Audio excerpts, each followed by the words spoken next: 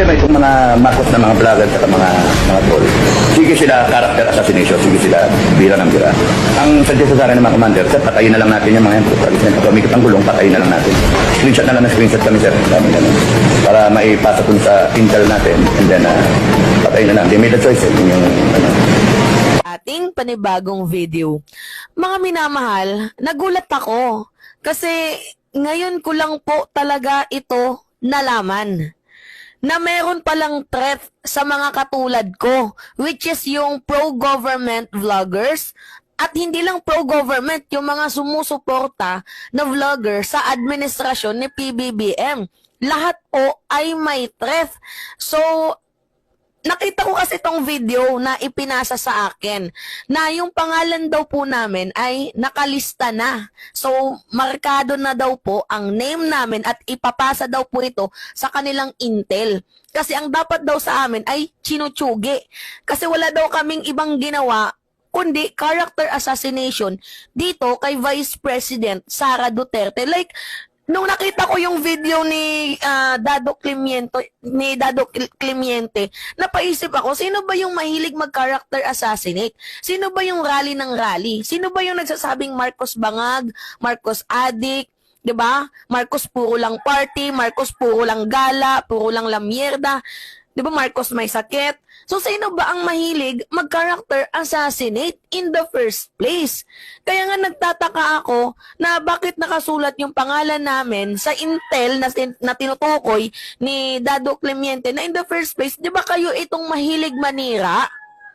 'Di ba kayo itong mahilig mag-character assassinate? Bumubuo pa nga kayo ng grupo eh. O anong klaseng grupo? O doon sa EDSA People Power. Diba? Sa EDSA Shrine. Anong ginagawa ninyo? Nagtipon-tipon kayo. Hindi lang yun yung unang beses. Diba meron din kayong hakbang ng maisog?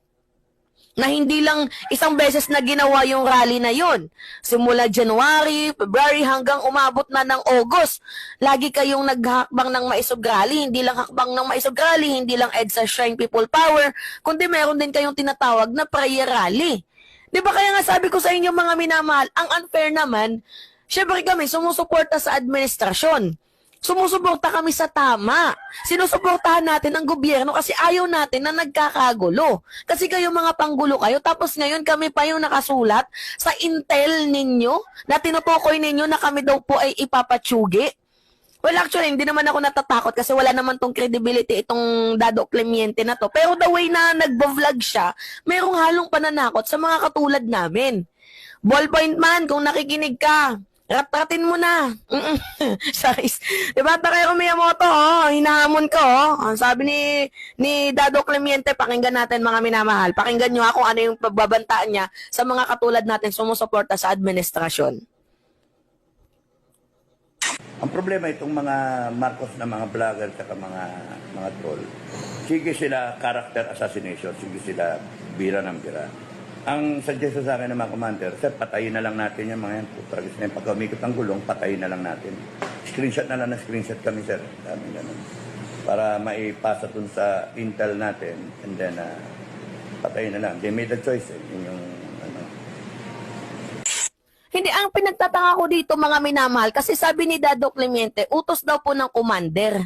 Patayin na lang yan. So, sino yung commander ninyo na nag-uutos? Hindi ulitin natin yung video mga minamahal. Nabanggit niya na utos daw po ng commander na ipapatay na lang yung mga yan. Tingnan nyo mga minamahal Ang problema itong mga Marcos na mga vlogger at mga troll. Sige sila character assassination, sige sila bira ng bira. Ang suggest sa akin ng mga commander, sir, patayin na lang natin yung mga yan. Pag umikot ang gulong, patayin na lang natin. Screenshot na lang na screenshot kami, sir.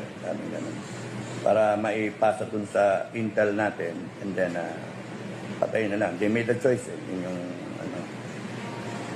Kaya nga nagtataka ako mga minamahal Alam niyo meron tong isang PBBM vlogger supporters recently ang natsugi. Wait lang, anong pangalan nun? Jacob ata yun doon sa Davao. Ito nga mga minamahal, si Amigo ng Bayan. 'Di ba na-content ko yan sa inyo? So ngayon ang pinaka-question ko dito, si Dado ba ang nagpautos nun?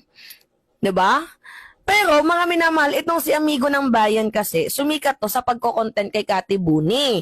So meaning may alam ba si Cathy Buni dito sa pagkamatay ni Jacob Arroyo? I'm just asking lang talaga. Ako'y nagtatanong, hindi natin pinagbibintangan dito si Cathy Binag na siya yung may alam, may gumawa. Nagtatanong lang tayo, meron ka bang alam sa pagkatigibumbum ni Jacob Arroyo? Diba? Or else naman may kinalaman dito si Dado Clemente kasi ang sabi ng kanyang commander, utos daw, ilista yung mga pangalan and after ilista yung pangalan, ipasa sa kanilang intel tapos pagbabarilin yung mga taong yan. Like, for what? Ano yung mapapala ninyo? Sa tingin ninyo, kapag lahat ng mga vloggers na sumusuporta kay PBBM, nategi yan, sa tingin nyo, malaki yung benepisyo nyo dyan? Hindi. Hindi magiging malaki yung benepisyo nyo dyan dahil pinapatunayan nyo lang na kayo ay mga guilty. Hindi nyo kayang magsalita ng opinion by opinion, sagutin yung isang argumento by an argument, kundi ang ginagawa ninyo ay ad hominem. Ad hominem to mga minamahal, and beside bukod sa ad hominem, threat itong ginagawa ninyo. Hindi to patas, hindi to maganda. Itong ginagawa ninyo na nananakot kayo kasi mga minamahal, may mga vloggers naman talaga na iba nagko-content, sumusuporta, wala namang tinitira dito kay Sara Duterte. Kumbaga, sinusuportahan lang talaga si PBBM. Ngayon, paano yung mga vlogger na sinusuportahan lang si PBBM?